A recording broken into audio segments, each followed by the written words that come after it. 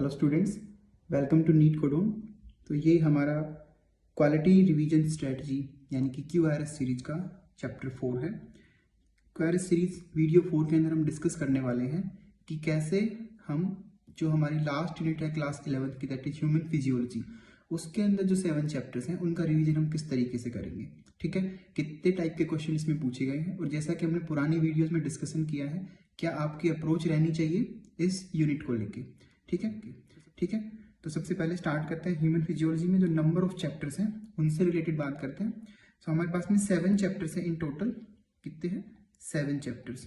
Okay, इन 7 chapters में जो most important 2 topics हैं, these are digestion and absorption and second is breathing and exchange of gases. इन 2 chapter से almost 50% part जो आपका पूछा जाता है। तो breathing and exchange of gases and second chapter is the digestion and absorption. Then remaining जो chapter है आपके पास में, इन 5 चैप्टर से मिलाकर रिमेनिंग 50% पार्ट जो क्वेश्चन है पूछे जाते हैं। तो सबसे पहले बात करते हैं कि टोटल नंबर ऑफ क्वेश्चन जो हमारा लास्ट 10 इयर्स का एनालिसिस है, इट शोज कि 95 क्वेश्चन जो है अभी तक की डेट में आपसे पूछे गए हैं। लास्ट 10 इयर्स की हम बात कर रहे हैं, यानी कि अगर हम 2013 से लेके जब से नीट स्टार्ट हुआ है 2023 तक का डाटा निकालेंगे तो they have asked 95 questions in total. That means every year almost 10 question जो है इस यूनिट से आ सकते हैं आपके पास में, and average will remain around 7 to 8। किसी ईयर ज्यादा भी आए होंगे, किसी ईयर कम भी आए होंगे।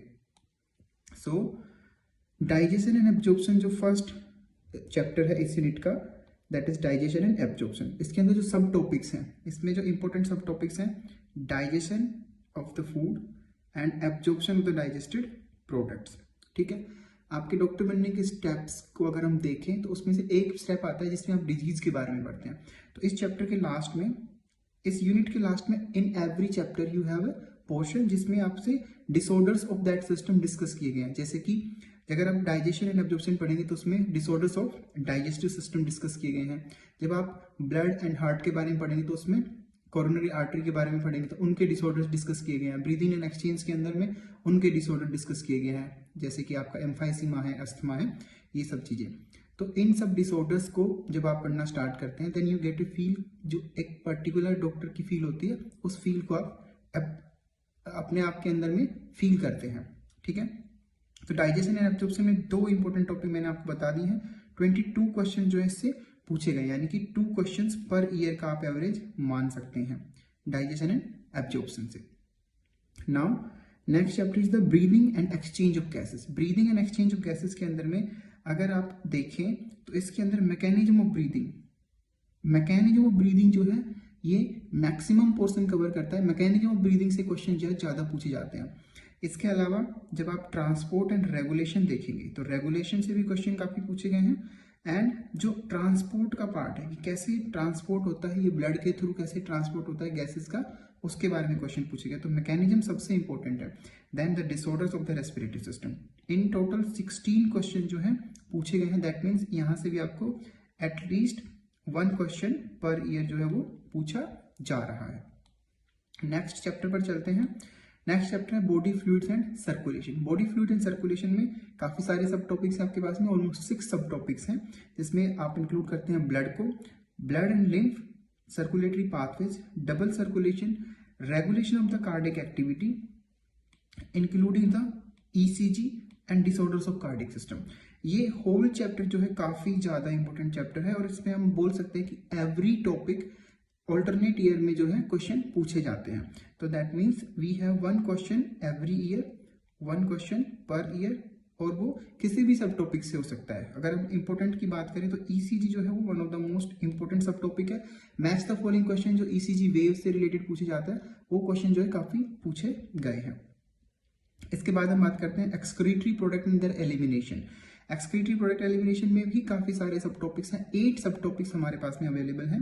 ह्यूमन एक्सक्रीटरी सिस्टम, उसके बाद में urine formation is very important, and then mechanism of concentration of the filtrate, then role of the organs in excretion, match the following type. Okay, match the following question में role of the excretory system.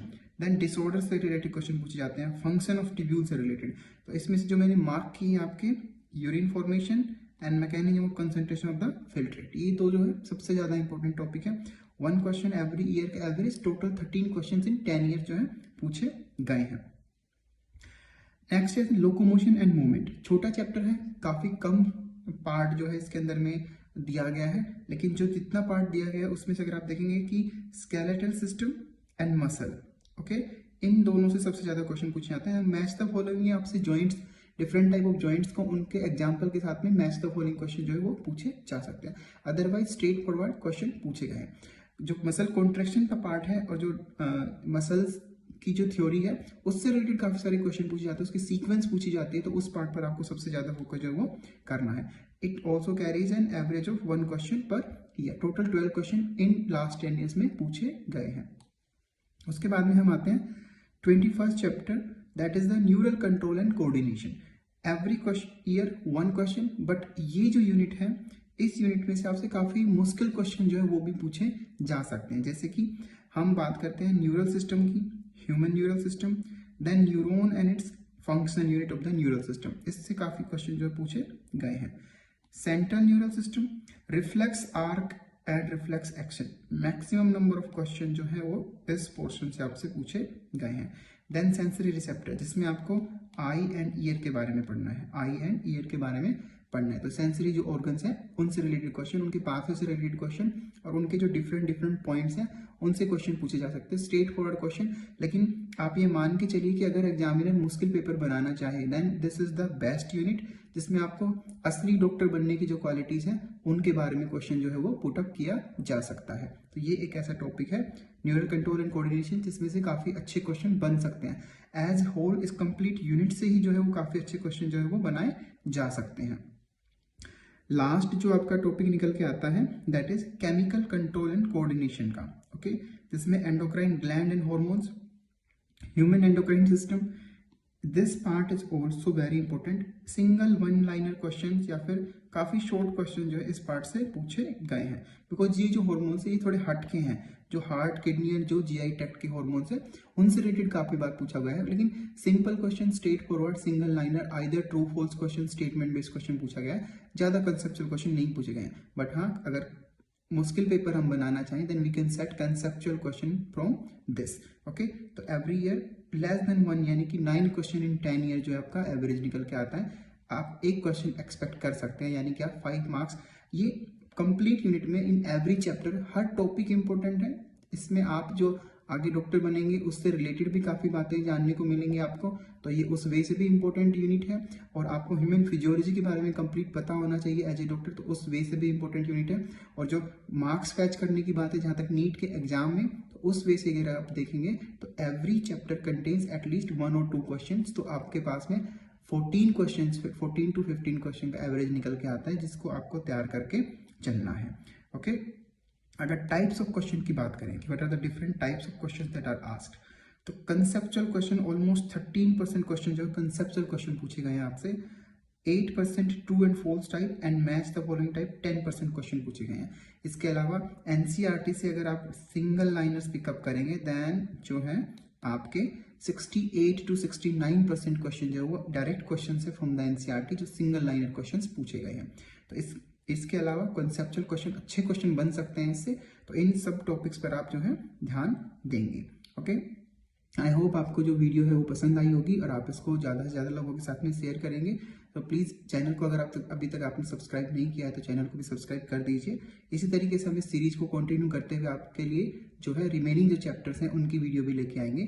तो फिलहाल के लिए इतना ही इस video में। Wish you all the very best for your NEET exam 2024 and please revise it again, revise and then in the last you should analyze, okay? So revise and analyze, this is the key to NEET exam as I always say.